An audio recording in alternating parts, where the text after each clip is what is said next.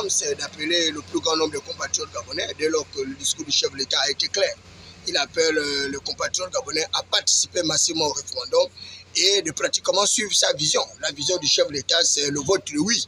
Et ce vote oui qui va justement entérimer toutes les décisions qui ont été prises par les 38 000 contributions que nous avons fait part à nos délégués au niveau justement du dialogue national inclusif. Donc il s'agit pour nous de confirmer une fois de plus ce que nous avons dit, ce que nous avons pensé, pour arriver d'ailleurs à non seulement respecter la vision du chef de l'État, qui est celle de faire du Gabon un véritable pays émergent, avec les piliers qui sont en train d'être construits, et mettre une rupture définitive avec le système eschatologique Bongo-PDG, caractérisé par l'extrémisme, la délation, la conclusion, mais également l'exclusion du plus grand nombre de compatriotes gabonais à la prospérité partagée. Donc, Brice Koté Oligui Nguema aujourd'hui constitue une véritable alternative de développement. C'est celui-là qui va nous sortir justement de notre situation de prévarication pour arriver, comme d'autres le disent, à Cana. C'est notre Josué et nous sommes totalement satisfaits pour tout ce qui se fait actuellement par Brice Koté Oligui Nguema. Que pensez-vous? Fait raison de dire non au référendum, y compris certains PDGistes d'ailleurs, parce que le référendum va permettre de toiletter ces partis politiques-là. C'était d'ailleurs non pas de lui, c'est des partis politiques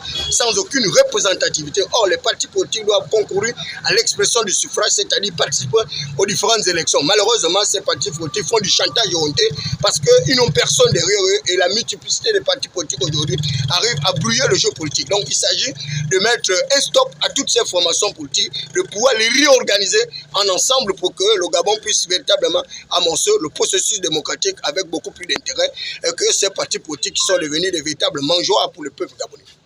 Nous a accordé de mettre une rupture définitive au Parti démocratique gabonais.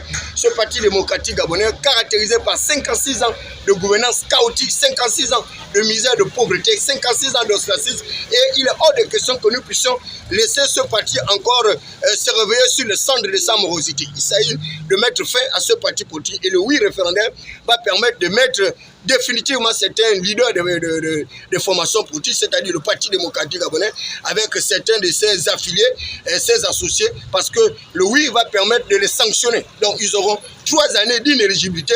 À cela, vous allez associer les 7 ans d'exercice du pouvoir du prochain président, qui sera rien d'autre que Brice Koté Oligui Nguema. Ça va leur faire 10 ans. En 10 ans, comme ces grabataires refusent d'aller en retraite, ces sexagénaires ménopausés politiques qui étouffent le peuple comme une chape de plomb. Et là, nous aurons véritablement mis fin à leur règne. Donc, il s'agit pour informer les populations gabonaises, informer la jeunesse, informer l'ensemble des compatriotes pour dire que le patronyme Bongo PDG a été fait comme ça. C'est un système démoniaque, un système sataniste luciférien qui nous a fait du tort et par conséquent, nous avons besoin de regarder de l'avant. Regarder de l'avant, eh bien, c'est nous associer à ce qui se fait actuellement par Brice Koté Oligui Nguema pour permettre au Gabon de retrouver ses lettres de noblesse. Ce Gabon, et qui est un pays envié par la sous-région, caractérisé comme un scandale géologique, un scandale financier, un scandale minier. Or, aujourd'hui, les populations vivent dans la misère, la prévarication, et c'est une situation inconfortable. Or, aujourd'hui, nous voyons bien qu'il y a une espèce d'embellie dans la gouvernance politique de Brice Koté Oligui Nguema, mais lui également, il doit tout faire pour se débarrasser de ces amarres du monotisme abject sauvage que nous avons rejeté depuis 1990. Or, on constate que Brice Koté Oligui Nguema également s'acoquine avec ceux-là qu'il a qualifiés de copains, coquins, fantassins, et cela fait un mauvais ménage. Donc, il faut également que lui, il arrive à cette rupture définitive pour que le peuple, la population gabonaise puisse véritablement le suivre. Mais s'il continue à s'acoquiner avec ces personnes, eh bien, c'est tant mieux pour lui. Parce que, à beau chasser les naturels, il reviendra toujours au galop.